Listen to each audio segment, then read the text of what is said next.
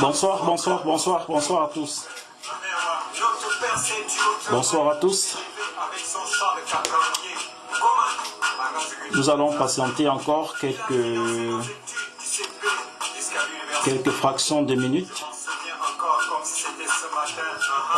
avant de démarrer notre causerie qui effectivement va marquer notre retrouvaille de ce soir. Derrière moi, le son de Moiseya. Moiseya, le titre c'est Monécan. Pour ceux qui veulent chercher, bien entendu, sur YouTube, vous pouvez chercher le titre du morceau. Nous attendons encore, à 21h05, on commence. Nous allons commencer à 21h05, ça va aller très vite. Je suis très content de vous avoir. Je vois des masques, je vois des figures. Je vois le masque Nguil. Qu'est-ce que je vois encore? Je vois le chat. HMG. Je vois encore qui là? Je vois une poupée, je vois Christiane, je vois une os d'os, je vois Elvis, je vois Panthers. Salut à tout le monde.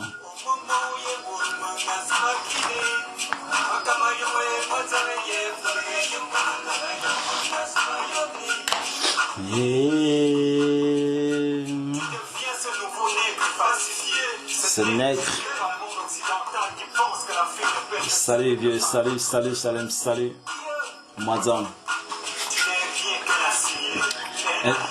D'accord, ok, on va se calmer un peu. Allez, Mazan, merci beaucoup pour Mazan, merci pour ta musique qui éveille les jeunes en ligne. Merci beaucoup. Comme je vous le disais tantôt, pour ceux qui sont là, je vous dis encore bonsoir à tous. J'espère que vous m'entendez. Je ne suis pas très professionnel dans le réglage des micros. Bon, je sais pas. Donc, moi, je parle comme ça.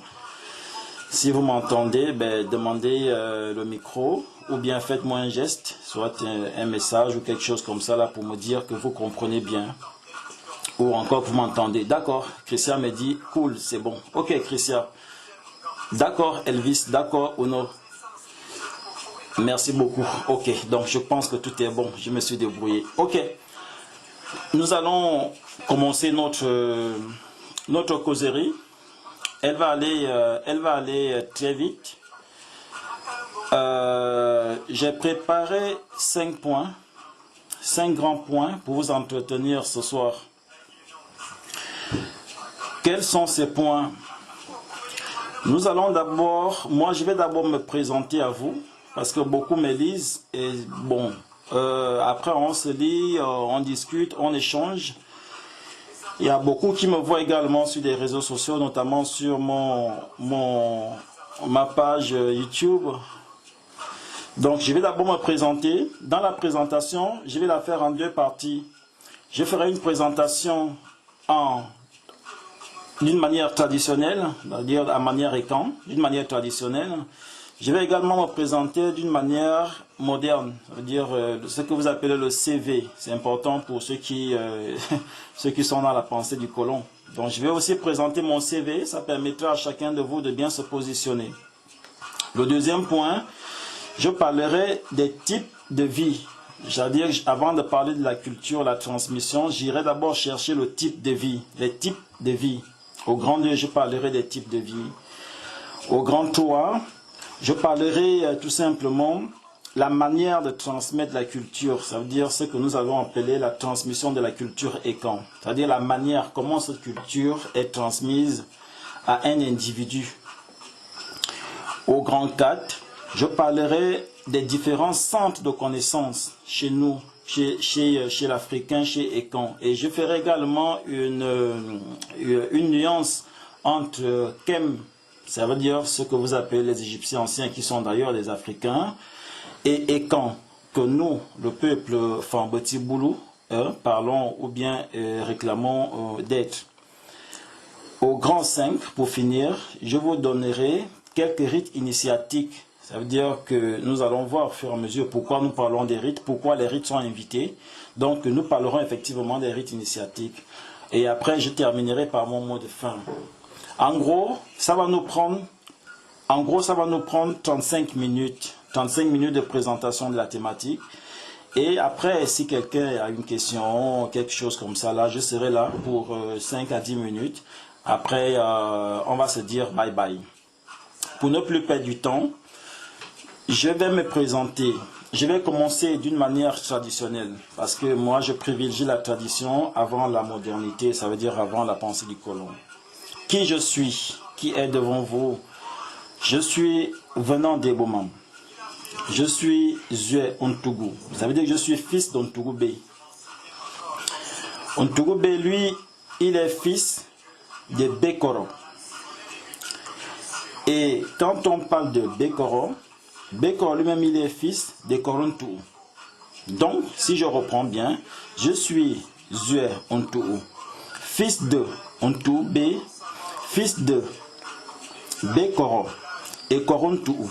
Ontougou B, Dobam, Obame Koro, et Koro B, Benvomoro, Mvomora Kono, Akono Moso, Mosome Bolo, et Bolo Bodzan, Bodzan Mvomo, Mvomekara, Mekaramba, Mba Mobe, Mobe Monven, Enven Angwan, Angon Tumu, Ontuma Firi, Afiri Kara, Kara Kwa, Kwama, Kwata, Tama, Mango, Ngojan, Jan Amata. Amata e yege zama, e zama ye mbe soko mba ngwe bikoko zop biyema minkut aki ngos eyo. Eyo, c'est l'incréé chez nous. Quand j'arrive à Eyo, après je dis onomoku bangalon kokoleko. Ça veut dire que mes ancêtres me préservent si j'ai oublié un nom que je ne peux plus m'en souvenir. Et les noms qui me sont très chers et que je n'ai pas pu citer, on nomme au Kubangalon, que mes ancêtres me préservent de l'oubli. Voilà. Je suis, comme vous avez dit, quand j'ai fait cette généalogie, j'ai parlé de Bodzan Bonvomon. Ça veut dire que je suis Essabdzan. Essabdzan, c'est mon clan. Essabdzan a également des lignées parentèles. Ça veut dire les clans avec qui je garde des interdits. Qui sont ces clans? Chez moi, à Essabdzan, vous avez Essibikan, qui vient de Ekan. Essibikan est Essabdzan. Chez moi, il y a également Evouzo. Quand vous entendez Evouzo, Evouzo lui vient de Mbomokaregaremon. Donc Evouzo fait partie des clans de Mekaramba. On appelle ça des maisons, chez les Ekans. Donc, ça veut dire en gros que si je comprends bien, Essabdzan est parenté à Oden et Soden. Essabdzan est parenté à Bion. Essabdzan est parenté à Essabokan, Essibokan, Yembon, Essabon, et Vuzo. On peut encore ajouter Yokolo, Minyam, Angwalenven, Yemfe, et Soke, et Sinam. Voilà en gros les clans avec qui je suis parenté du côté de mon père. Du côté de ma mère, je suis Essandon. Essandon, quand vous entendez Essandon, le père fondateur de ce clan est Ndononsor. Ndononsor. Donc, Essabdzan est de Mven, Mven Angonontumu, ou encore Mven Fan. Parce que vous savez que les Mven sont nés d'une relation très incestueuse entre l'oncle et la nièce. Voilà. Ça, c'est le côté de mon père. Je suis Mveigne.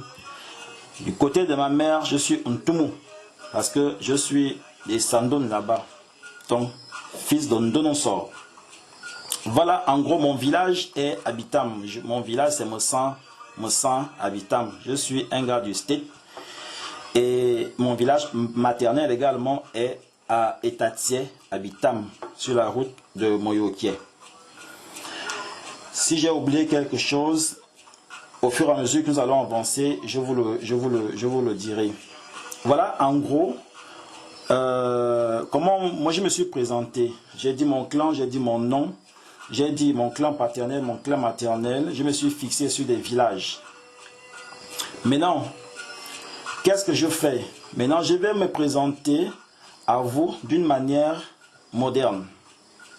Je disais, pour ceux qui n'ont pas bien compris tout ce que j'ai raconté, je suis Zentou, fils d'Ntoubé. Je suis promoteur culturel et écrivain. Je suis gabonais.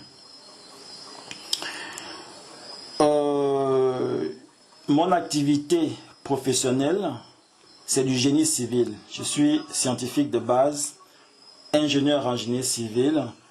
Je me suis intéressé à la culture, ma culture, pour en faire le porte-voix.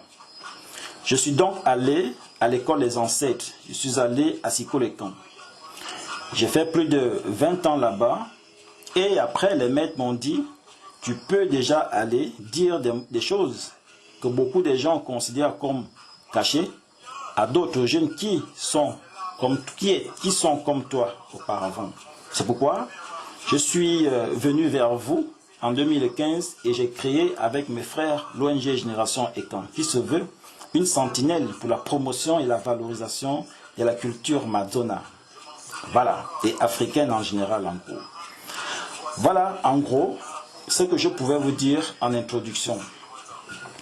Ce que nous allons aborder aujourd'hui, c'est la transmission de la culture Ekan. Comment les Ekans transmettent leur savoir? Pour y arriver, nous allons d'abord parler de vie. Pour transmettre quelque chose, il faut que la chose existe. Et si la chose existe, ça veut dire qu'elle est dans l'existant. Et comment les Ekans définissent d'abord cette manière de traduire l'existant? Il y a dans la langue Madona, pour ceux qui s'intéressent à l'égyptologie, Madona c'est le Meduna, Medu Nature. Donc Madzo, Medu, c'est les paroles. Madonna, ça veut dire l'ancestralité. Tout ce qui est ancestralité est sacré, ça veut dire les paroles sacrées. En langue Madonna, on dit que nous avons 3 types de vie. Nous avons d'abord la vie qu'on appelle Edzo. On peut traduire, bon, j'ai un problème avec les traductions parce que ce n'est pas toujours les mêmes choses, les mêmes sens. J'ai vraiment un gros problème avec les traductions parce que ce n'est pas toujours ce qu'on veut dire qu'on traduit. Mais bref, chacun de vous, j'espère que vous êtes beaucoup plus spécialiste. Moi, je ne suis pas un gars des lettres. Je ne connais pas gros le français. Je connais beaucoup plus Madonna, c'est ma langue. Bon, mais je vais essayer de faire quelque chose parce que nous parlons en français et nous comprenons mieux en français peut-être. Nous avons d'abord la vie qu'on appelle Edzo. Edzo, c'est le monde avant d'être monde. Edzo, c'est la félicité. Ça veut dire c'est là où tu étais avant que ta maman te porte dans le ventre. On appelle ça Edzo. Edzo, c'est la vie des yo. Après nous avons ici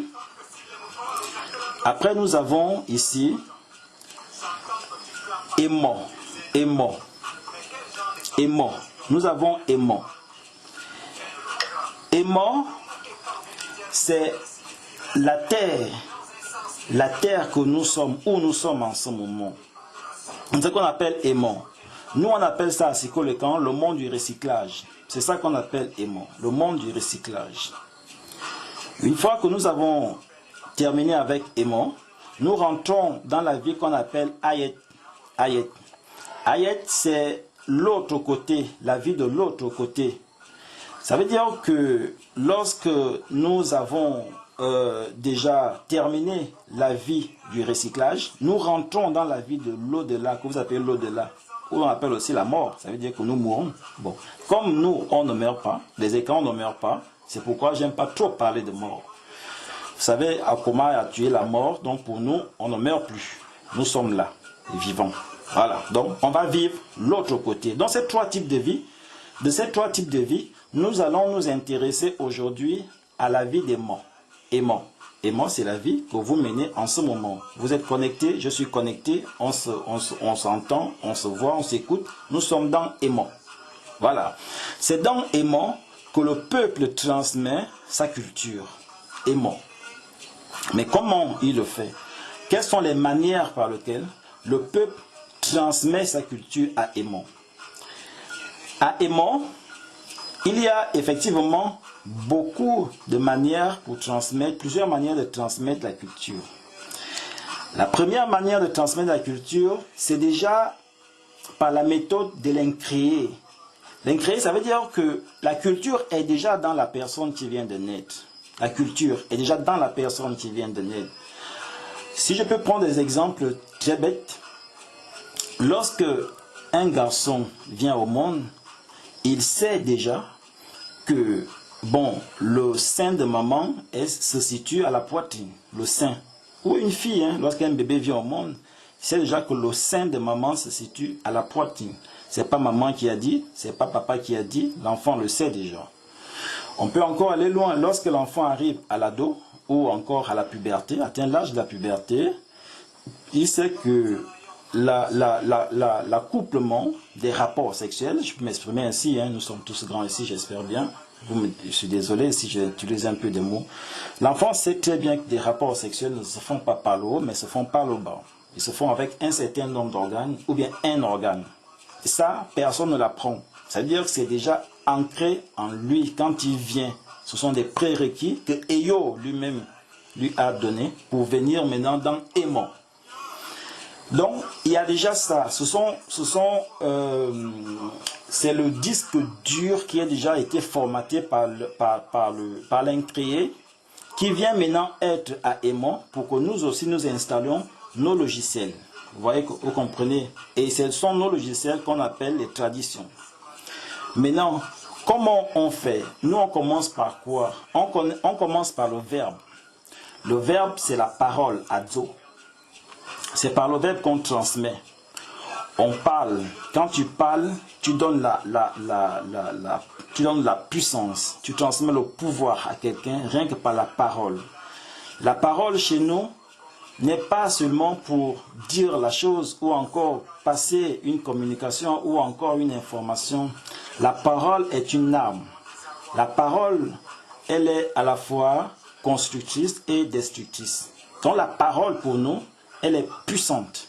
Elle porte des choses qui ne sont peut-être pas très bien définies jusqu'à aujourd'hui. La parole, adzo. Troisième point, nous avons également la méthode de graphisme. Qu'est-ce que les graphismes? Les graphismes, c'est des marques ou des objets. Ça veut dire quand tu donnes l'objet à quelqu'un, comme des mamans savent le faire très bien à la cuisine, quand une mère veut montrer à sa fille comment préparer, tu prends la cuillère, tu donnes à ta fille, tu prends une marmite, tu donnes à ta fille, et tout de suite, la fille sait que maman me demande de commencer à faire comme elle. Donc tout de suite, avec ces petites choses mises en place, les hommes au corps de garde, vous avez le songo, vous avez d'autres choses que vous pouvez plus ou moins, il y a même des masques, hein, vous avez des masques, des reliques et tout. Donc ces objets-là font également partie des objets de transmission de la culture. Vous avez également le lointain. Le lointain, là on rentre dans la méthode, dans la métascience, ou encore vous appelez la métaphysique. Et c'est l'ensemble des rites qui donnent valeur à cette manière de transmettre des connaissances. Et quand tu rentres dans la métascience, la métaphysique, il te faut maintenant suivre pas à pas la voie des maîtres. Et c'est très important lorsqu'on parle de maîtres ici.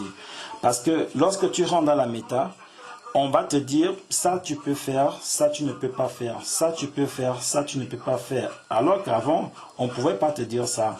On peut te guider, mais dans la métascience, c'est la métascience qui dirige le monde, qui définit tout ce qui est vie. La première fois que moi, j'avais entendu le nom ONU, je n'étais même pas encore au C1. C'est-à-dire qu'un papa au corps de gars qui n'avait jamais fait l'école de blanc, eh bien, il nous a parlé de l'ONU. Il disait que l'ONU, c'est là où on parle la nuit. Voilà comment lui voyait l'ONU. Il dit l'ONU, c'est là où nous on parle la nuit, où se prennent des grandes décisions. Bon, vous voyez, moi je n'étais même pas encore au C1. Ça veut dire que nous sommes dans les années 1986-1987. Bon, et quand moi j'arrive maintenant au niveau du collège, j'arrive maintenant en grand, on commence déjà à me parler de l'ONU. Je fais un peu corollaire entre l'ONU quand on monte à l'école, où se prennent des grandes décisions, et l'ONU que le grand-père m'avait parlé il y a un bon nombre d'années derrière. Après j'ai compris que mon grand-père peut-être, il savait de quoi il parlait, mais il était resté très prudent pour ne pas me dire. Donc voilà un peu ce qu'on enseigne dans ce grand lointain. On enseigne non seulement l'existant, on enseigne aussi l'inexistant. Et lorsqu'on enseigne ces deux mondes, on doit faire excessivement attention. Et c'est là où on trouve même le sens de la culture. Qu'est-ce que la culture? Comment on peut définir la culture? Sans prendre le gros dictionnaire Larousse ou encore Micro Robert. Bon, moi je donne toujours une définition très simple de la culture. Pour moi, la culture, c'est l'ensemble des solutions que nos ancêtres avaient trouvées face à leurs problèmes au quotidien. L'ensemble des solutions que nos ancêtres nous-mêmes avaient trouvées face à leurs problèmes au quotidien. C'est ça. À force de trouver des solutions, ils ont fini par faire des traditions. Et ce sont ces traditions qui nous ont été transmises jusqu'à aujourd'hui, y compris la langue. Vous voyez l'affaire. Maintenant, je ne sais pas si je vais très vite. Je vais aborder le point 4. Le point 4, je vais parler des différents centres de connaissances. Quels sont ces lieux où on peut transmettre la culture? Nous avons déjà vu les types de vie. Nous avons déjà vu la manière de transmettre la culture. Nous avons déjà défini la culture. Maintenant, nous allons voir les différents centres de connaissances. Les centres de connaissances, c'est là où on forme, si vous voulez, nos écoles. L'école du Blanc, comme je suis à Libreville en ce moment, l'école du Blanc commence par le pré-primaire. Vous voyez, on peut les citer, hein. Vous avez le pré-primaire, vous avez le primaire, vous avez le secondaire, vous avez l'université. Donc, l'école du Blanc, en gros, se divise en quatre grands pôles. Vous avez le pré-primaire, vous avez le primaire, vous avez le secondaire et vous avez l'université. Donc 4. Ok, bon. Maintenant, chez nous, comment c'est divisé? Nos centres de formation, nous avons, au lieu de 4, nous avons en gros 5 centres de formation. 5. Quels sont ces centres de formation? Nous avons 6. La Terre. La Terre est le plus grand centre de formation de l'espèce humaine. Pourquoi? Parce que l'homme vient de la Terre. La Terre fait partie du grand livre de Dieu autant que l'homme, autant que donc, et cette terre, c'est elle qui nous garde, on appelle ça Mobo, c'est elle qui nous garde, parce que le jour où il n'y aura plus la terre, nous aussi nous ne serons plus là. Dans la terre, effectivement, si tu plantes, eh bien, tu manges. Si tu plantes le maïs, c'est le maïs qui sort, c'est pas la patate qui sort. Donc ça veut dire que la terre même vit. Elle a un cœur. Elle ne se trompe pas. Parce que si tu plantes la papaye, c'est la papaye qui va sortir. Tout ce que tu plantes dans la terre, eh bien, c'est ce qui sort. Chez nous, et il est très impossible de planter le cacao et récolter le café par la suite. Donc ça veut dire que la terre elle-même, elle vit. Et elle est notre première somme. Et d'ailleurs, nos ancêtres à l'époque appelaient d'abord la terre Dieu. Dieu, ça veut dire que c'est ça qui nous aide. Nous avons ça, cette terre. Nous avons également Ndenying. Ndenying, si on traduit un peu en français, nous pouvons dire la maison de vie. Ndenying, la maison de vie, la maison de vie. Je ne sais pas si je vais très vite ou encore, bon, comme je vous ai dit que nous sommes pour 45 minutes, après on va prendre les questions-réponses, je vais donner le micro aux gens. Peut-être parmi vous, il y a des gens qui s'intéressent à l'égyptologie. Ndenying en égyptologie, pour ceux qui feront des recherches ou encore qui sont bien positionnés, on l'appelle les pères Ankh, Ndenying.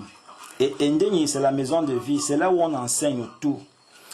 On enseigne tout ce qui est savoir, les savoirs primordiaux, les savoirs, tout ce qui peut être constructif à la vie de l'être humain. Nous avons Ndaboyom. Ndaboyom, c'est la maison des maîtres. Et quand on parle de maîtres ici, on parle de sages. Ce sont ces sages que souvent on confond par des oracles. C'est-à-dire des gens qui, depuis Libreville, mais il peut te dire des choses qui se passent à New York ou encore au Vietnam, depuis Libreville, sans se déplacer. Donc, il y avait une école qu'on enseigne uniquement ça. Je ne sais pas, en Égypte, du côté de l'Égypte, pour ceux qui s'intéressent à l'égyptologie, vous pouvez peut-être dire que ce sont des lieux qu'on appelait les Haile Sebati. Haile Sebati, ça veut dire les maisons où on enseigne de la sagesse. Et quelqu'un m'aurait dit que Moïse était effectivement dans ce temps une de ces maisons. Bref, on n'est pas là pour Moïse, on est là pour nous-mêmes d'abord. Après, nous avons Ndamokan. Ndamokan, c'est la maison des maîtres. La maison des maîtres. Et là, quand on parle de maîtres, on ne parle plus seulement des sages, on parle des scientifiques. Dans la maison des sciences. C'est là où tout a été élaboré pour que nous établissons le temps. La lune. Vienne, sono semaine, effectivement, le mois, c'est la scientifique Bongo Bordeaux. Ce sont eux qui ont mis tout ça en place pour que nous aussi, quand on arrive, on sache plus ou moins ce qui s'est passé avant nous. Donc, il y a cette maison de transmission de connaissances. La dernière maison de transmission de connaissances, c'est Nda Nti. Nti, c'est la maison du sacré. C'est là où s'élabore la connexion avec le grand lointain. La maison du sacré. Qui est le sacré chez nous les Ekans? Parce que là aussi, beaucoup de jeunes me posent des questions, mais qui est sacré chez nous? Parce que dès que tu es mort, on dit tu es ancêtre. Non, ce n'est pas toute personne qui meurt qui est ancêtre. Déjà, on peut le dire. Le sacré chez nous a des noms. Au départ, nos ancêtres interdisaient certains noms au sacré. Le nom le plus caché du sacré, c'est Eyo. Eyo qui est à l'origine de l'existence. Eyo qui est à l'origine même de la vie, qui est vie d'ailleurs. Eyo. Quand tu quittes à Eyo, tu arrives à Ptah. Ta, c'est celui qui voit. Celui qui voit toutes choses. Quand tu quittes Ta, tu arrives à Mebe. C'est lui qui supporte toutes choses. C'est ce Mebe-là qui nous a donné Zama. On peut dire Zama. Certains aussi, ils portent le nom qu'on appelle Nti. Nti qui veut dire Seigneur. Nti. Ils portent encore un nom qu'on appelle Wa. C'est de Wa qu'est venu roi. Quand vous entendez roi, il faut savoir que c'est devenu roi. Roi ici est sacré, c'est un nom sacré, ça veut dire Dieu. Chez nous, chez les Ekans, on dit Vowawa. Il n'y a que toi, il n'y a que toi. Donc Vowawa, il n'y a que toi. C'est de ce roi qu'est venu Dieu. Roi. Donc nous avions un nom comme ça. Nous avions également Nkombot. On l'appelle aussi Nkombot, le dieu des humains. Nkombot. Nkombot, le dieu des humains. Ça veut dire que dans les rites que nous allons découvrir maintenant par la suite, dans cette manière d'enseigner le sacré, on ne donne pas n'importe quel nom à un rite. Quand vous êtes dans un rite de transmission de connaissances, il y a un nom qu'on donne au sacré. On ne mélange pas les noms. Quand vous êtes dans un rite, vous avez un nom qu'on donne. Quand tu fais l'ombette, on va te parler d'un nom du sacré. On ne va pas te parler des autres noms du sacré. Quand tu fais Ndomba ou Andé, on va te parler d'un nom du sacré et non l'autre nom du sacré. On ne mélange pas tout comme aujourd'hui. Tout le monde dit Dieu. Tout le monde dit Dieu. Même des super, je ne sais pas, tout le monde dit Dieu, mais chez nous, on ne dit pas Dieu n'importe comment. Je vais vous conseiller des livres par la suite que vous pouvez acheter sur Amazon et vous allez voir comment tout ça, c'est très bien expliqué et vous allez comprendre pourquoi le monde aujourd'hui va à lambeau. Parce qu'on dit maintenant le nom de Dieu n'importe comment. Et moi, parfois, ça m'énerve souvent, vous voyez. Bref, donc, nous avons dit que le sacré porte ici 7 noms. Il est Eyo, il est Ta, il est Mebe, il est Zama, il est Nti, il est Wawa, il est Nkombo, il est Nkombo. Voilà, il est Nkombo. Il est aussi Ntonobe. Ntonobe veut dire l'aîné qui ne meurt pas, l'aîné qui est toujours vivant, l'aîné. Ntonobe, ça veut dire c'est lui qui est là. Et depuis qu'il est là, personne d'autre ne l'a remplacé. Mbembe, donc Ntonobe, il faut ajouter ce nom à votre liste. Voilà. Ntonobe. Donc voilà un peu les noms des sacrés que nous avons eus. Maintenant, c'est ce qu'on enseigne dans ces maisons des Reknature, si vous voulez, pour ceux qui s'intéressent à l'égyptologie, parce que je vois beaucoup de bouilles comme des pharaons. Je n'ai pas envie d'avoir affaire avec des pharaons. Donc ce sont ces sacrés qu'on enseigne dans les Reknature. Nous terminons le point 4, les différents centres de connaissances. Je ne vais pas entrer dans ce qu'on dit dans ces centres. Je vous donne juste les noms des centres. Et moi, je donne les grandes thématiques. Après, maintenant, à vous de me dire que quand est-ce que nous faisons une thématique. Et là, on va rentrer dans une thématique. Pour l'instant, je vous donne toutes les grandes lignes. Je vous donne toutes les grandes lignes. Après, un jour viendra où, effectivement, nous allons rentrer sur des thématiques clairement identifiées. Je vais arriver au point 5. Je vais arriver au point 5. Nous avons déjà 30 minutes d'écoulées. Donc, il nous reste à peu près 10 minutes, 10 à 15 minutes. Donc, je vais arriver au point 5. Que dit le point 5? Le point 5 dit quels sont donc les rites initiatiques que nous pouvons trouver chez les Ekans, puisque c'est dans les rites initiatiques qu'on forme un individu pour devenir soit un homme, soit une femme. C'est dans les rites initiatiques. Il n'y a pas de chemin pour former une femme complète ou encore un homme accompli. C'est par les rites initiatiques qu'on le fait. Comme nous avons également vu le système scolaire des autres. Parce que tu n'es pas docteur si tu n'as pas eu le bac, si tu n'es pas allé à l'université, si tu n'as pas soutenu ta thèse, voyez un peu le truc. C'est comme ça que ça fonctionne partout. Ce que nous regrettons, c'est que certains ont été écrasés pour promouvoir les autres. Bon, ok, ça c'est autre chose. Au point 5, quels sont donc ces rites initiatiques où on forme femmes et hommes pour devenir des humains de demain, capables de transmettre des connaissances culturelles? Lorsqu'un enfant arrive au monde, ça veut dire qu'il quitte ici et Dieu, il arrive ici et mort. La première des choses qu'on fait à cet enfant, qu'il soit homme ou femme, c'est Djo. Djo, tu vas encore appeler Eto, ça veut dire le bain. On fait le bain. Le bain dans lequel on met l'enfant veut dire tout simplement, pour ne pas entrer dans les côtés très difficiles à comprendre, veut dire tout simplement que sois la bienvenue dans ce monde de recyclage. Nous remercions Eyo de t'avoir envoyé ici. Et nous croyons que tu vas supporter tout ce qui va se passer dans ton temps ici sur terre. Voilà ce que le bain veut dire. Donc vous coupez le lien entre le monde des eaux et son nouveau monde. Ça veut dire qu'il vient en balade en fait. À vos yeux, à vos yeux en balade. Makémo, makébimo. Je vais me balader. Donc nous sommes tous en balade ici. C'est pourquoi on ne met pas du temps. 50 ans tu es mort. 70 ans tu es parti. Donc on ne met pas du temps ici parce que nous sommes en balade. Après, nous arrivons à qui quand il s'agit d'un homme. À qui c'est la circoncision.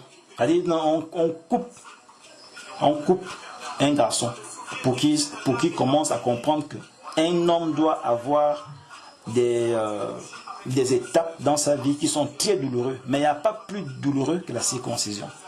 C'est-à-dire qu'un homme qui est circoncis n'aura plus peur de rien. Il peut avoir peur, mais il a tellement subi qu'il devient un homme. À qui, mon femme?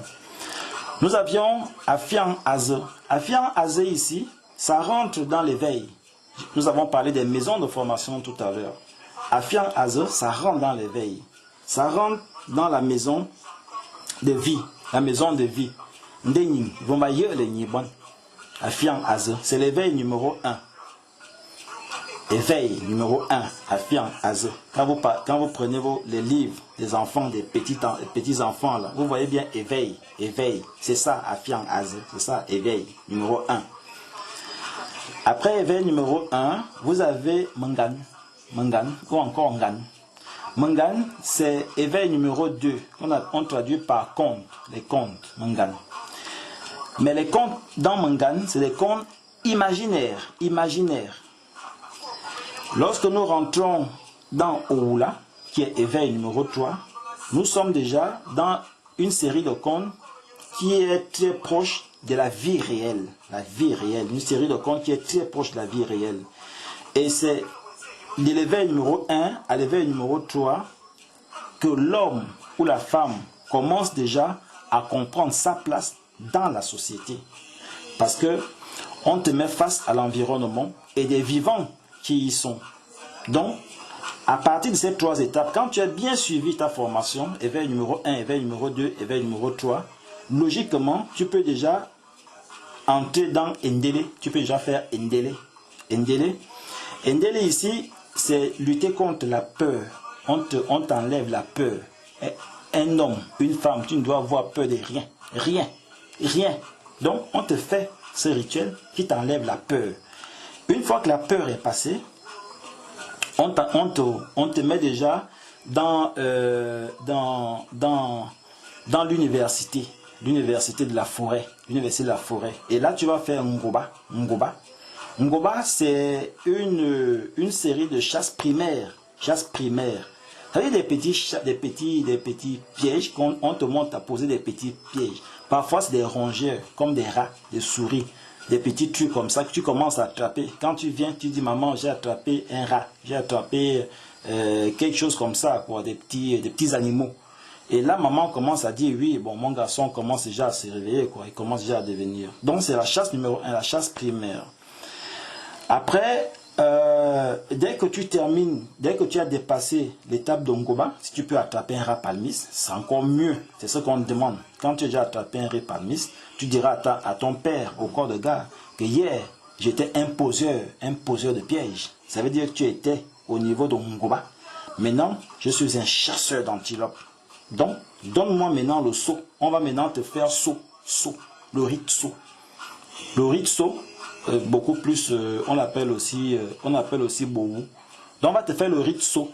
Le rite saut pour que tu commences déjà à affronter des animaux féroces. Tu dois d'abord, avant d'affronter un animal robuste, tu dois d'abord manger cet animal. Donc, tu dois d'abord manger saut. Tu manges saut pour affronter l'éléphant, pour affronter la panthère, pour affronter, je ne sais pas, le gorille et le reste. Donc, et lorsqu'on te parle des animaux, En fait, c'est des problèmes que tu dois affronter dans la société. Ce n'est pas seulement des animaux. Hein. Moi, je vous parle d'animal, mais en fait, ce n'est pas l'animal. C'est des différents problèmes que tu vas affronter dans la société. Donc, on te montre ça. Dès que tu quittes Bourou, tu arrives en Ndomba. Ndomba, c'est déjà une confrérie initiatique. Donc, tout le monde ne va pas là-bas. Ndomba, c'est déjà une confrérie initiatique. Tout le monde n'y va pas. Parce que là, il y a déjà des choses qu'on te montre concrètement. Ce n'est plus des choses qu'on te parle comme ça. On te fait Ndomba. Après Ndomba, tu as Andé Nkolongo. Andé Nkolongo également, c'est une confrérie initiatique. Donc, à chaque fois que je vais dire confrérie initiatique, je ne vais pas rentrer dans les détails. Parce que je vous laisse la possibilité de me faire une demande pour qu'on parle effectivement d'une confrérie initiatique. Puisque là, on va les citer, mais on ne peut pas tout parler d'une confrérie initiatique. Donc, moi, je fais une liste. Après, vous allez choisir une confrérie qui vous intéresse parce qu'à Montpellier, récemment, ils ont vendu le guide. On peut en discuter, on peut parler, on peut... Si vous voulez qu'on fasse une vidéo dessus, bon, vous me faites une invitation. Après, on fera une vidéo dessus. Donc, on te parle de Andé Nkolongo. Andé Nkolongo, c'est un rite de purification. Ça veut dire quand il y a le mal, quand il y a des choses ne vont plus bien dans un village, dans une ville, dans un pays. Parce qu'il y a des pays où les choses ne vont pas bien, comme le nôtre souvent. Donc, on appelle les initiés, la confrérie, on leur demande s'ils peuvent venir ici faire ce rite de purification. Donc, les initiés vont venir, ils vont faire le rite. Après le rite, ils vont vous donner un délai pour commencer à voir les bienfaits de ce qu'ils ont fait. Et effectivement, ça a toujours marché. Et ça marche toujours jusqu'à aujourd'hui. Ça marche. Après Andé Nkolongo, ça veut dire la purification, on arrive au Melan. Melan, c'est également une confrérie initiatique. Donc je ne rentrerai pas trop en profondeur. Par contre, il faut comprendre par Melan un rite d'abondance. C'est Melan qui donne à manger. Melan qui donne les biens. Melan qui donne les biens. Tu vas avoir des voitures, tu vas être intelligent, tu vas avoir, je sais pas, les biens, tout ce qui est bien. C'est Melan qui donne ça. D'accord? L'abondance. Si nous quittons Melan, nous pouvons encore citer Ngui. Vous savez, bon, ceux qui sont en France connaissent déjà Ngui. Bon, enfin, vous connaissez le masque. Le masque, c'est pas Ngui. Le masque, c'est pas Ngui. Ne confondez pas le rite et le masque et l'objet. Non, il faut faire la différence entre le rite et l'objet. J'avais discuté avec mon frère spécialiste au Bouti la fois dernière en France. Je lui ai dit qu'il faut faire la différence entre l'Iboga et le Bouti. Voilà, ne confonds pas les choses. Donc, soit tu parles du Bouti, soit tu parles du Boga. Si tu veux parler du Boga, on parle du Boga. Si tu veux parler du Bouti, on parle du Bouti. Donc, le masque qu'on vous montre, c'est pas le Ngui. C'est effectivement le masque qui fait partie de la confrérie Ngui. Mais ce n'est pas le Ngui en tant que tel. Le Ngui, c'est autre chose. C'est beaucoup plus complexe que ça. Donc, c'est un objet sacré, effectivement, qu'on a montré, qui fait partie de la confrérie. Comme il y a aussi d'autres choses qui font partie de la confrérie. Il n'y a pas seulement le masque. Voilà ce que je vais dire. Donc, le Ngui est un rite de protection. Un peu la Maat, quand vous entrez dans l'égyptologie, la Maat. Donc, le Ngui vient dans un milieu pour nettoyer. Le Ngui enlève tout. Et il y avait deux types de justiciers dans le Ngui. Je vous le donne au secret, parce que c'est quand même, je vous le donne. Il y avait deux types de justiciers. Il y avait un justicier qui aimait jouer avec des enfants. Et tu sais, quand tu joues avec des enfants, tu leur donnes des bonbons. Et bien, les enfants vont te raconter des choses que les papas ne peuvent pas te raconter. Donc, les enfants ont parfois des secrets, mais il faut juste leur donner des bonbons. Et tout de suite, tu comprendras comment les choses se sont passées. Donc, il y avait un Ngui qui était comme ça, là. C'était un Ngui, c'était un Ngui. Et il y avait aussi un Ngui, lui, dès qu'on l'a déjà appelé, eh bien, il vient tout écraser. C'est lui également qu'on appelait Ngangui. Ça veut dire quoi concrètement? Ça veut dire que quand tu es dans le Ngui, il y avait deux justiciers.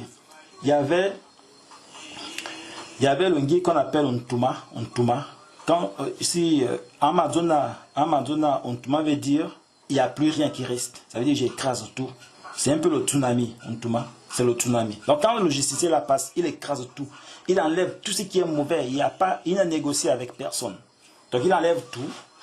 Par contre, il y avait aussi Douanguereken. Douanguereken, lui, c'est lui qui discutait avec des petits-enfants.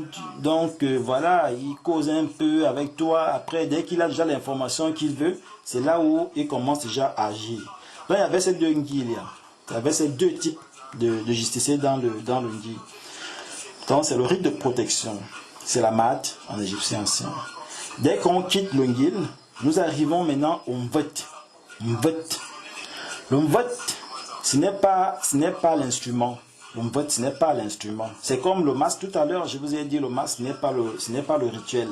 Il y a l'instrument et il y a également le rite. Donc, il y a le Mvet. Le Mvet, c'est un rite d'élévation. C'est un rite de connexion avec la transcendance.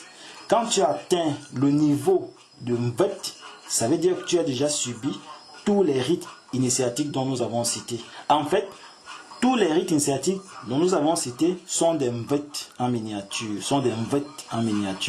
Parce que tous les rites visent l'élévation de l'individu. Que ce soit l'élévation matérielle, que ce soit l'élévation immatérielle de l'individu. Et nous faisons des petits Mvet avant d'atteindre le Mvet total. Le Mvet également c'est un rite d'élévation qui permet à notre corps, je parle bien du corps, je ne parle pas de l'esprit, à notre corps d'être immortel. C'est-à-dire la matière doit être indestructible.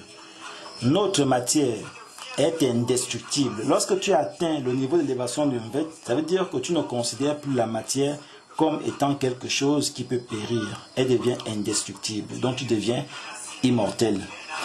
La finalité avec le rite du Mvet, c'est que le Mvet nous donne la possibilité à l'homme de se soigner sans avoir besoin de l'autre. Donne la possibilité à l'homme d'être connecté directement à la transcendance sans intermédiaire. Ça veut dire sans dogme principal. Donc, le Mvet pour nous, c'est carrément tout ce qui est la vie de Monécan, le Mvet.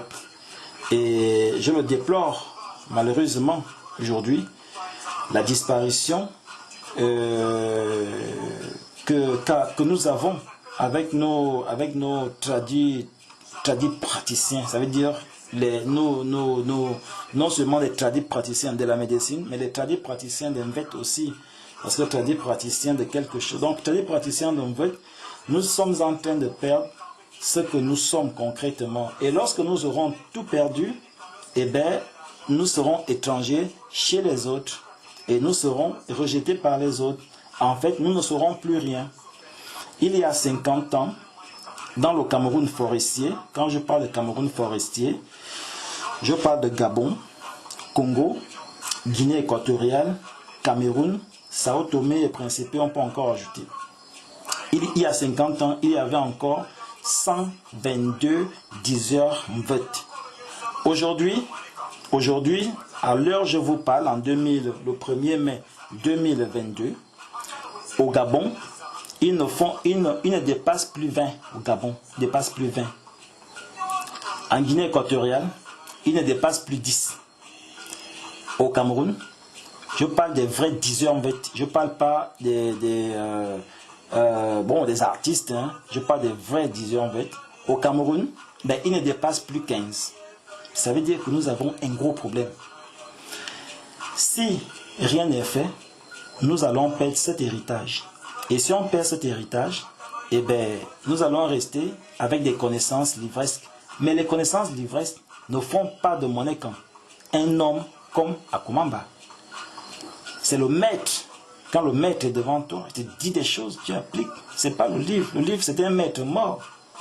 Donc, nous devons regarder également ce problème, ce côté. C'est pourquoi moi, j'ai créé Sikolekan avec mes frères. On a créé Sikolekan pour former des enfants à ça. Dieu merci, nous commençons déjà à voir des jeunes qui s'intéressent à ça. Parce qu'au départ, on leur montrait nos cultures, nos rites, nos traditions comme étant des choses cachées. des choses interdites. À chaque fois, on veut parler, oh, c'est interdit, alors que rien n'est interdit. Si quelqu'un vous dit que la chose est interdite, vous avez mon numéro de téléphone, vous avez mon email, vous pouvez me suivre sur Facebook, vous pouvez me suivre, envoyez-moi le contact de la personne. Moi, je vais rentrer en contact avec lui directement pour lui dire, dis-moi ce qui est interdit, ce qui n'est pas interdit. Et j'irai même plus loin, je lui poserai des questions. Quand tu fais l'interdiction à un rite, par exemple, est-ce que tu es initié à ce rite? Parce que pour interdire quelque chose, tout à l'heure, je vous ai dit que je ne parlerai pas des confréries initiatiques, parce que je sais pourquoi je ne parle pas, parce que j'ai fait une liste. Et on ne mélange pas, j'ai juste listé. Maintenant, si vous voulez qu'on parle en détail sur chaque rite initiatique, on peut parler en détail. On prend encore 30 minutes, 45 minutes comme ce soir. On pourra le faire. Donc, dites-leur clairement que nos cultures sont d'abord des sciences. C'est d'abord de la science. Nous avons vu la cosmogénèse tout à l'heure. Et qui dit cosmogénèse dit le mode de description rationnel de l'apparition de la vie et des humains. Donc, il ne peut pas être interdit. C'est de la science. La science n'a pas d'interdiction. Nous devons toujours pousser la réflexion jusqu'aux limites de la frontière. On ne peut pas laisser, on ne peut plus laisser des jeunes ignorants de leur tradition. Nous sommes au 21e siècle. Le monde, bientôt, ça va changer. Nous allons partir de l'ère poisson. Nous rentrons en l'ère verseau. Et c'est notre temps là, maintenant, de se préparer pour activer les intelligences, les esprits qui vont diriger le monde demain. Rien n'est interdit. Ce qui est interdit, on te le dira clairement. Il est je peux dire un exemple là, maintenant. Il est interdit de marcher nu. Personne n'aimerait marcher nu quand même. Donc, des choses comme ça, oui, effectivement, il est interdit de marcher nu. Sinon, on va t'appeler un fou. Donc, oui, monsieur, c'est interdit de marcher nu. Donc, on pourrait aussi te dire, bon, voilà ce que tu ne dois pas faire, voilà ce que tu dois faire. Mais dire à un enfant que tout est interdit, je ne suis pas d'accord. D'accord? Voilà, j'ai cité quelques rites. Je dis bien quelques rites, parce qu'il y a eu une cinquantaine de rites dans la liste. J'ai pris les plus connus. J'ai également pris les plus connus. Donc je vous ai cité une dizaine de rites sur une cinquantaine qui existent. Maintenant, je vais faire mon mot de fin. Nous arrivons déjà à 45 minutes. Mon mot de fin est justement dire à toutes et à tous de croire en vous-même, de croire en vous-même, de croire à votre intelligence, de croire au monde que vous ne voyez pas avec vos yeux, mais que c'est ce monde qui vous voit avec leurs yeux. Dites-vous toujours que vous n'êtes pas matière, dites-vous toujours que vous êtes indestructible. Lorsque vous comprendrez ce que je suis en train de vous dire, vos yeux seront ouverts et vous allez contempler tous les mystères du divin, du grand lointain qui est Eo. Voilà tout ce que je vais vous dire. N'oubliez surtout pas de partager, de commenter, de poser des questions. Il est à ma montre 21h55. Je vais donner le micro à celui qui veut prendre la parole. Nous avons 10 minutes. Je donne encore 10 minutes de questions ou encore voilà, ce que quelqu'un peut dire, mais vraiment d'une manière très brève. Soyez très très brève pour qu'on donne au moins la parole à 5 personnes avant que je ne parte. Donc, bon voilà, je coupe mon micro et je vous donne le micro. Merci. Abimte. Manava Mabemia. Zwan. Alangon. Je vois des noms.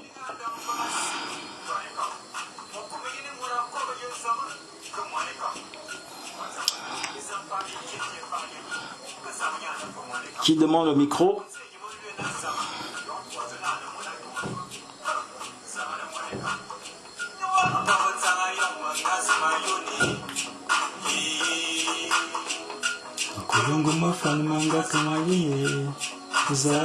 Voilà, j'ai une demande là. Vas-y, John, je t'écoute.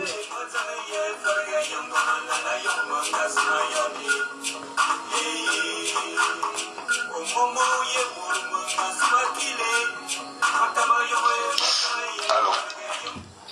Allô, John. Ouais, Mbolo, bonsoir à tous. Mbolo Mazan, moi, bien, Mbolo, bien. Ouais, mais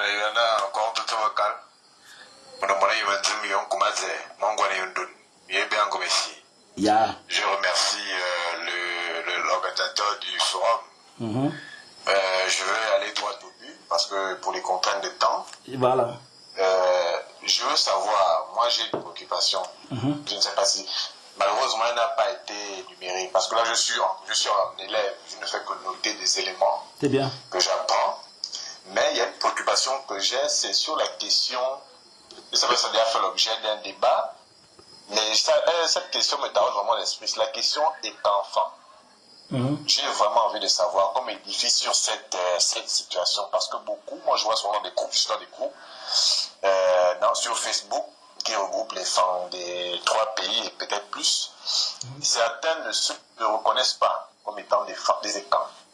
D'autres estiment qu'il serait plutôt l'expression écran étant inappropriée. Moi j'ai envie d'avoir aujourd'hui, profiter de cette tribune pour qu'on m'explique en fait cette réalité qui fait aujourd'hui en sorte que certains se définissent comme étant des écans, là où d'autres se définissent comme étant des fans. Certains estiment que les fans sont une tribu, d'autres estiment que les camps sont un grand groupe.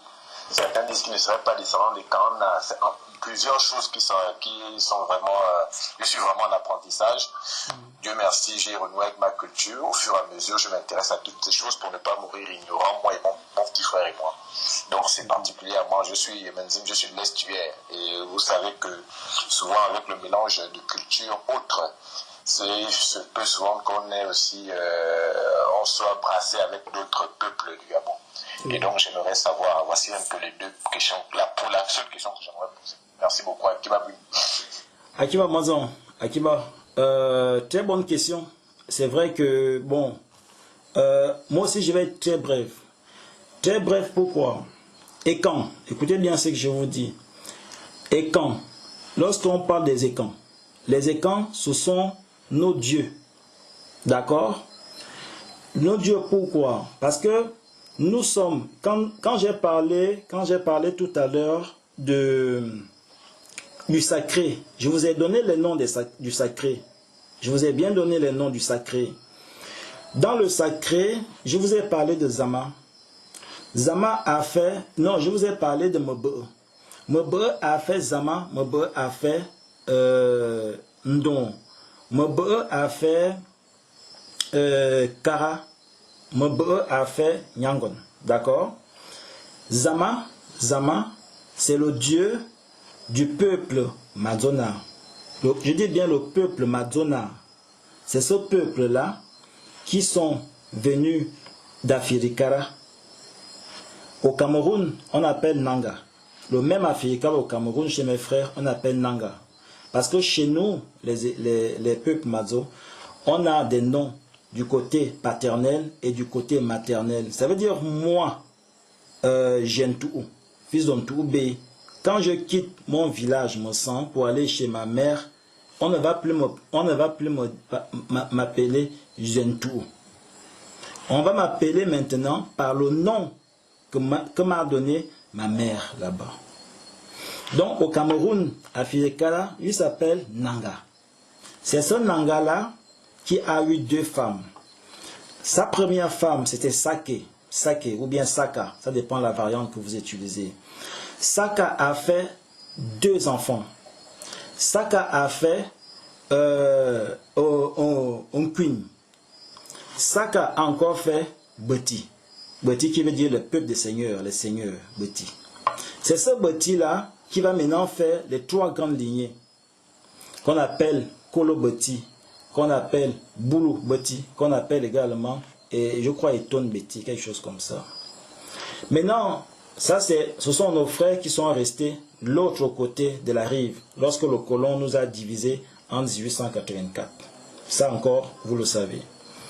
Maintenant, ceux qui sont restés de l'autre côté ici, c'est-à-dire côté Gabon, Guinée équatoriale, c'est des enfants qui sont nés de l'autre mère, qu'on appelle Nanangor Bé. Quand vous entendez Nanangor Bé, ça veut dire Nanangor, deuxième Nanangor, parce qu'il y a eu la première Nanangor, il y a eu deuxième Nanangor, donc Nanangor Bé.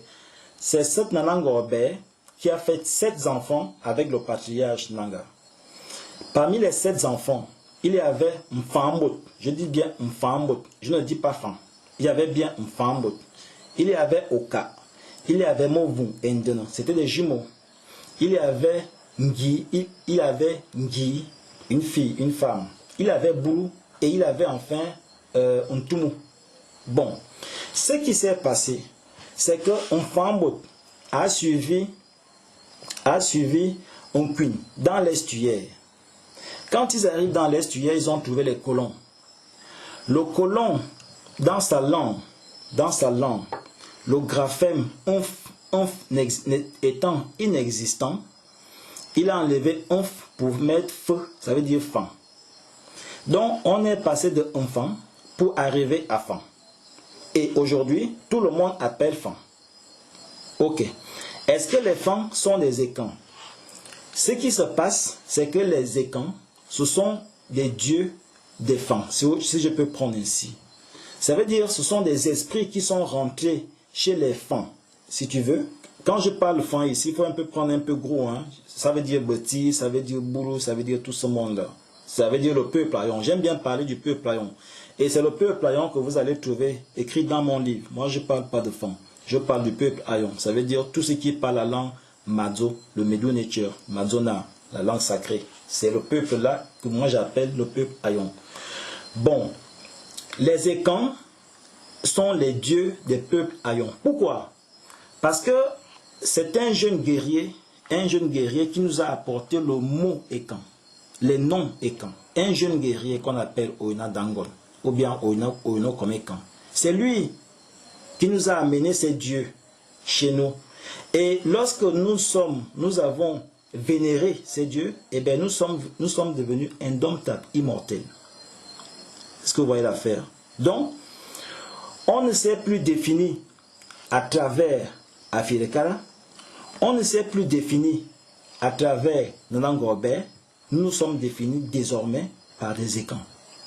Lorsqu'un Madzona dit « je suis un écan », oui, il se revendique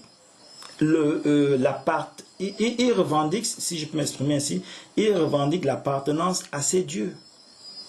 Mais ce que les autres font, hein, les Romains font pareil, les bouddhistes font pareil. Chacun veut, certains vous parlent des anges, ange Gabriel, ange ceci, ange cela. Mais c'est tout ça là des dieux. Hein. Ça veut dire que chacun veut avoir l'image de son Dieu. C'est de ça qu'il est question. Il n'est pas question de dire moi je suis fan. Non, non, il n'est pas ça. Donc, oui, il y a une nuance entre fan et écan. Mais tous les écans ne sont pas des fans. Mais tous les fans, ou bien les Madonna, sont des écans. Voilà un peu comment il faut comprendre la chose. On peut en parler dans un live ou encore dans un space comme là. On peut en parler, ce serait important, mais sache une chose, tous les écans ne sont pas des fans. Ne sont pas fans. Maintenant, tous les fans sont des écans.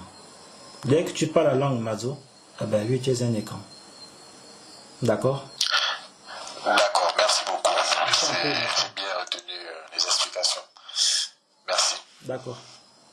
Il y a une autre personne là? Ou bien je mets encore Mazien là?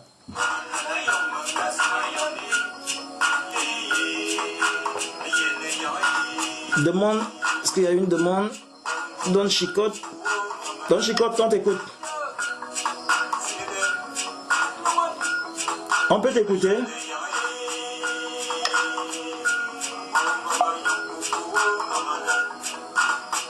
On t'écoute, Don Chicote.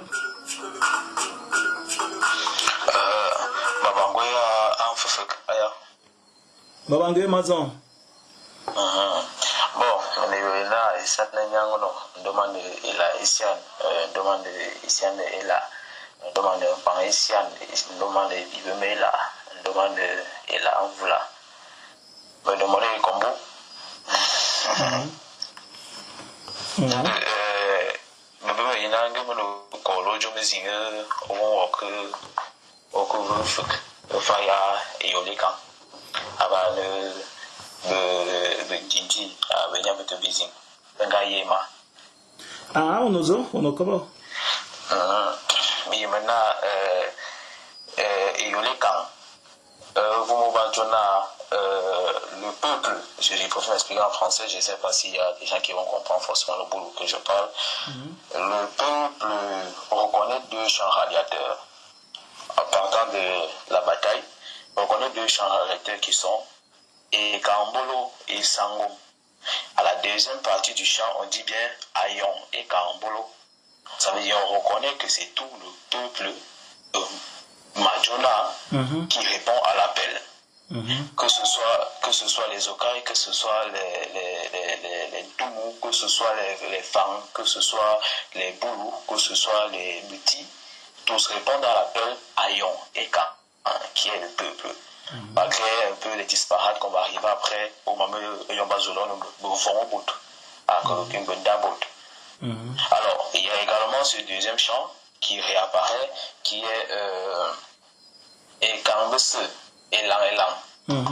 Oui. Également, qui est ce deuxième chant radiateur et qui ne sont que les seuls chants radiateurs qui nous ramènent tous à l'incréé, qui nous ramènent tous au champ de guerre. Tout à fait.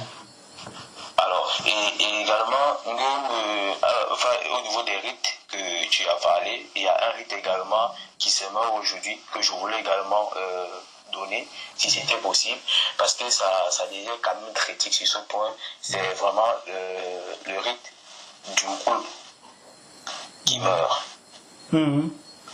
Ça veut dire aujourd'hui, on n'a plus cet aspect communicationnel du tam-tam. On n'a plus cet aspect crypto-communicationnel du tam-tam. Parce qu'il faut savoir que dans le cours, il y a un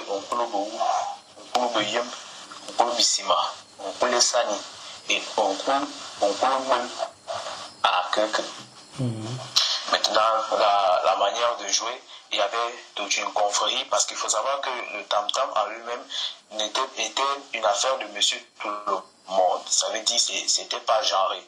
Ça veut dire qu'une femme, comme un homme, pouvait aller apprendre à jouer du tam-tam. Maintenant, sauf qu'à un certain moment, il faudrait maintenant apprendre ce jeu pour commencer à faire peut-être le koulombel, pour commencer à faire ce koulesani.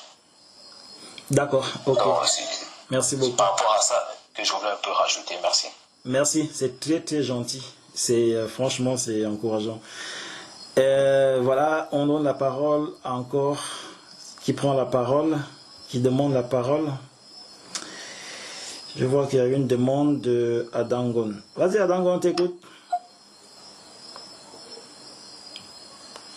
Adangon, tu peux parler?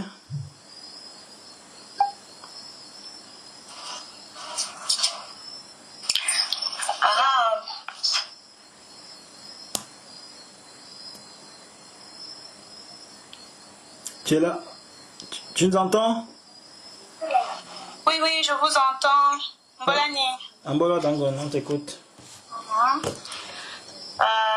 Menotona Dangwan. Ngwan naba.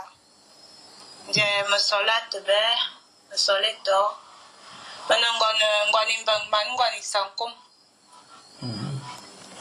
Ce que je voulais ajouter un peu, maintenant ici, Amania, bien bitebis.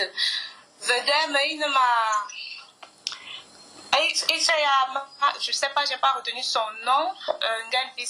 Il y a un frère là qui a intervenu en premier sur sa question sur les écans et les fans. Je voulais justement ajouter, allant dans votre même sens, que le terme écan, on le tient justement de cet aspect guerrier-là. C'était dans le temps notre grand panthéon, je peux dire, des esprits guerriers. Et quand on décide, nos pères décident de se réapproprier ce terme, c'est justement parce que ils nous ont désignés avec un terme dans lequel on ne se reconnaissait pas. On s'est quitté de Mpangwe pour être Paouin et tout. Et au lendemain, après les conférences de Mindik et autres, nos aînés, nos pères, ils ont décidé que s'il fallait même nous identifier, nous tous, de l'Aïon, il vaudra encore mieux qu'on se rapproprie le terme écan que de dire les peuples paouins. Donc, il y a ça. Et puis, comme le frère Cindy a souligné, par le chant de ralliement, on comprend très bien que nous ne sommes qu'un. Et en bas de je préfère parler l'autre là dans la langue, et on va bien comme et on va loin bien comme mamuse ne bien tana bien taillon bien bétaillon et bien et sans gomme ne zamza bibia bibi de azon ne ma gommete. Donc c'est une façon aussi d'interpeller tous les aspects de notre être. Et aussi que manekam aussi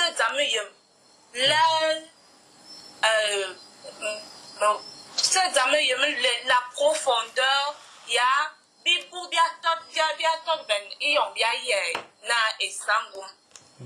Je pense que c'est la bodizing parmi nous la bina bibi bi ingoma en face il y a yambe. Donc c'est un peu ce que je voulais ajouter. Akira. Mes frères Cindy avaient déjà suffisamment souligné ça. Akira, franchement c'est encourageant ça. D'accord, ouais, c'est bien. Est-ce qu'il y a une demande de micro? Si je peux profiter, puisque là je peux vous lire le message de Oina Dangon au peuple, au monde. Voilà ce qu'on dit. Écoutez bien, je vais lire le passage. J'ai le passage sous mes yeux. Le passage que vous pourrez retrouver dans mon prochain ouvrage, hein, ça va apparaître à cette fin du mois, je pense. Si mon éditeur, il m'a dit que c'est déjà prêt, donc du coup, je dois payer la semaine prochaine. Après l'autre semaine, ça va passer. Écoutez bien ce qu'il dit. Il dit ici, sentant arriver sa mort, c'est-à-dire son passage de l'état mortel à l'état immortel, Oyono Adangon recommanda à ses disciples d'assurer la continuité dans l'enseignement, l'apprentissage et l'unité à son exemple. À ce titre, un des extraits du message de Oyono Adangon pour le monde est le suivant. Toi, jeunesse d'aujourd'hui, toi, jeunesse de demain, toi qui aimes tant te rassembler, toi qui aimes écouter mes paroles à travers l'Omvet, écoute. Tu as tout pour réparer le monde déchiré. Tu as les clés de la reconstruction de tes traditions. Tu as tout pour devenir la génération Ekan. Écoute. Lève la tête et brise le sentiment de victimisation. Lève la tête et dis-toi que tu peux. Lève la tête et esquisse un grand sourire, celui du vainqueur. Écoute. Sache que j'ai entendu la voix du Verbe. Sache qu'il se nomme Eyo, celui qui a vomi toutes choses.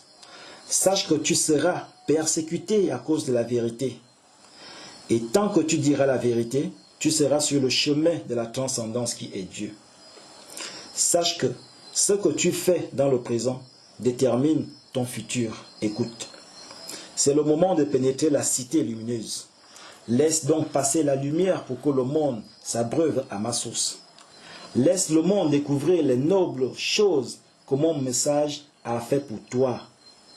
Tout est maintenant avec et devant toi. Tout est là, Ta et Yo, l'unique créateur est lui-même l'existant. Que mes paroles te transcendent pour que mon nom demeure. Que les oreilles écoutent, qu'elles écoutent l'Omvet. Voilà le message de Oyono Adangon à la jeunesse mondiale. Maintenant, on continue. S'il y a une question. Le livre va apparaître chez Atramenta, ma maison d'édition. Donc, effectivement, le livre traite des enseignements, la transmission de la culture. Et là, on parle de médecine parce que nous avons traversé 2 ans de Covid. Donc, nos ancêtres nous ont demandé de regarder aussi au plus près comment nous aussi nous pouvons apporter des solutions concrètes, des solutions scientifiques sur des pandémies qui peuvent encore arriver désormais. Donc le livre effectivement traite de ça. Et là, le livre est intitulé « Réflexion sur la philosophie du Mvet comme remède, l'enjeu d'une médecine interculturelle ». Voilà un peu, je vous donne déjà le titre parce que bon, on en parlait tout à l'heure. Voilà. Il y a une demande ou pas? Moi j'avais encore une question. J'ai une question parce que tout à l'heure, je vous ai trouvé au milieu. D'accord. Donc, je n'ai pas bien suivi les premières parties de ton propos. Je vous ai pris à partir du verbe qui se transmettait, donc je ne sais pas trop ce qui a été dit avant. D'accord. Je ne sais pas si tu pouvais un peu revenir dessus. Merci. Ok. Je vais effectivement, il y a des gens qui sont venus en retard. Avant de partir, je vous dis déjà, je vais refaire l'historique de tout ce qu'on s'est dit. J'ai présenté notre causerie en six grandes parties. La première partie était la présentation. Je me suis présenté. Tu peux couper ton micro, s'il te plaît, Adangon. Merci. Donc, je me suis d'abord présenté à la présentation. Donc, je me suis présenté dans la tradition. Ça veut dire j'ai fait mon Ndanayon, ma généalogie. Et j'ai également fait mon CV, ce qu'on recommande dans le monde moderne. J'ai dit au deuxième point, j'ai parlé des types de vie. Les types de vie chez Monécom. Au troisième point, j'ai parlé de la manière de transmettre la culture. Comment la culture se transmet. Donc les moyens par lesquels une culture se transmet chez nous. Je les ai évoqués au troisième point. Au quatrième point, j'ai parlé des différents centres de connaissances. Ça veut dire les maisons dans lesquelles on forme une femme ou un homme chez Ekan. Un homme de demain chez Ekan. Ces grands centres de formation, j'ai parlé.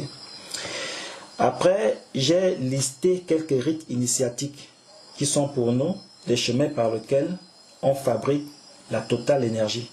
On rentre en communion avec la totale énergie. Donc j'ai listé quelques rites, une dizaine de rites, dans lesquels chacun pourra plus ou moins se retrouver, si vous êtes initié ou pas. Ou encore, si vous êtes intéressé à un rite, vous pouvez toujours dire, moi je suis intéressé par tel rite, est-ce qu'on peut en parler, est-ce que je peux me faire initier, est-ce que voilà, je vous ai listé les rites.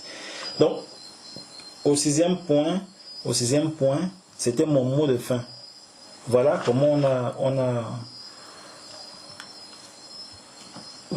on a essayé de tracer notre planning de travail de ce soir. Maintenant, pour ceux qui sont arrivés en retard, ne vous inquiétez pas. La séance est enregistrée chez nous.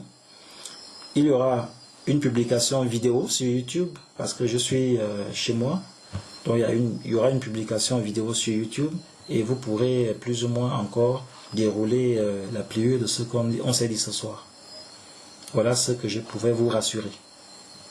Voilà. C'est bon? Les Amafingen?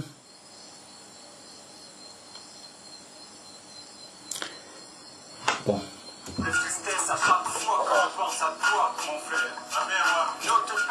Ok, bon, maintenant s'il n'y a plus autre chose, moi je vous dis au revoir. Et franchement, les gars, j'ai été honoré de vous voir en présence. Je peux dire une chose ce soir, que je vais bien dormir, parce que mes ancêtres sont là, ils m'écoutent. Je crois que les petits mots que je vous ai donnés ce soir ne seront pas jetés dans la rivière qui passe sans laisser de traces. Ces petits mots doivent être au fond de chacun d'entre vous, comme étant une brindille, ça veut dire un rayon de soleil qui doit illuminer chacun d'entre vous. N'oubliez pas une chose, et je le dis beaucoup plus souvent, nous sommes des passeurs de lumière. Mon Ekan est passeur de lumière. Tout Ekan qui détient la connaissance et qui n'enseigne pas aux autres, ou bien qui ne donne pas aux autres, n'est pas un Ekan. Il fait du mauvais cœur. Chez nous, on ne connaît pas le mauvais cœur. Faites tout ce qui est bon. Nos ancêtres, si nos ancêtres sont installés en Afrique centrale, c'est parce qu'ils ont trouvé des gens bien, des gens coopérants, des gens avec qui on a fait du business comme des pingouins, des gens avec qui on a coopéré à telle enseigne que notre langue Madonna a changé en créant des variantes, ce qu'on appelle les dialectes. Si nous n'avions pas trouvé des peuples ici, notre langue serait toujours lati, à Tite à Black Hawk jusqu'à aujourd'hui. Mais si notre langue s'est multipliée, c'est parce que nous avons également trouvé d'autres bonnes volontés ici. Ntumu abelesa variante, Beti abelesa variante, Eton abelesa variante, Meke abelesa variante, Okak abelesa variante, Mve abelesa variante, Ewondo abelesa variante, Nguma abelesa variante, mais comme à citer, jusqu'à 52 variantes. Ça veut dire que notre langue en est confrontée avec la présence des autres peuples. Et si nous avons la connaissance, ne faisons pas des cache-cache, ça ne marche pas. Ne rejetons pas les autres, ça ne marche pas. Nous sommes des passeurs de lumière. La lumière ne s'arrête pas, ça ne doit pas s'arrêter. Nous ne sommes pas des hommes de l'ombre. Monekan, et en bas de Monekan,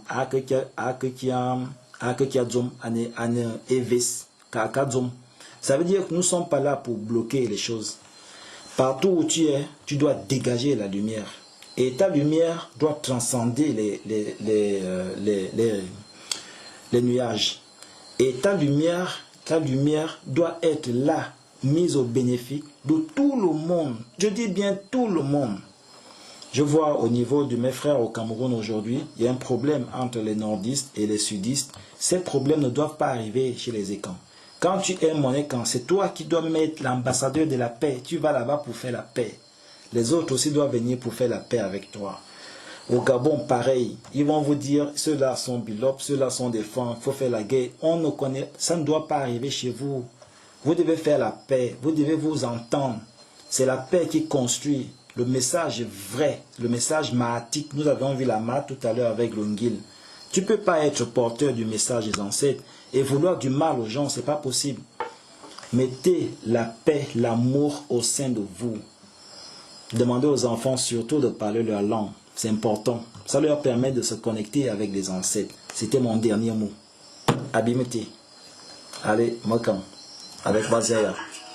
Mon désarroi provient de toi, mon frère. Je ne te reconnais plus.